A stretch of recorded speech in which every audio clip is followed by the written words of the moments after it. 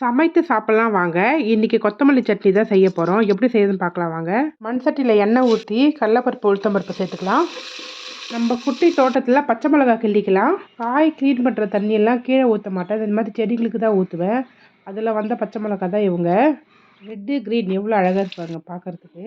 வெங்காயம், தேங்காய், பச்சை மிளகா அதோடு சேர்த்து வதக்கி விட்டுக்கலாம். கொத்தமல்லி 2 கட்டு க்ளீன் பண்ணி எடுத்து வச்சுருக்கேன். அதையும் நம்ம இப்போ சேர்த்து வதக்கி விட்டுக்கலாம். ரொம்ப நேரம் வதக்க தேவையில்ல. போட்டுட்டு இன்னும் கொஞ்ச நேரம் வதக்குனா போதும். ஒரு 4 பரட்டி விட்டுடுங்க. கொஞ்சமாக புதினா சேர்த்துக்குங்க. மண் சட்டி தானே இது, அந்த சூட்லேயே அது வெந்துடும். இது 50 கிராம் புளி சேர்த்துட்டு கேஸ் ஆஃப் பண்ணிவிடுங்க. புளிப்பு கொஞ்சம் தூக்கலாக இருந்தால் சூப்பராக இருக்கும் கொத்தமல்லி சட்னி. 1 ஸ்பூன் அளவுக்கு கல்லுப்பு சேர்த்துக்கலாம்.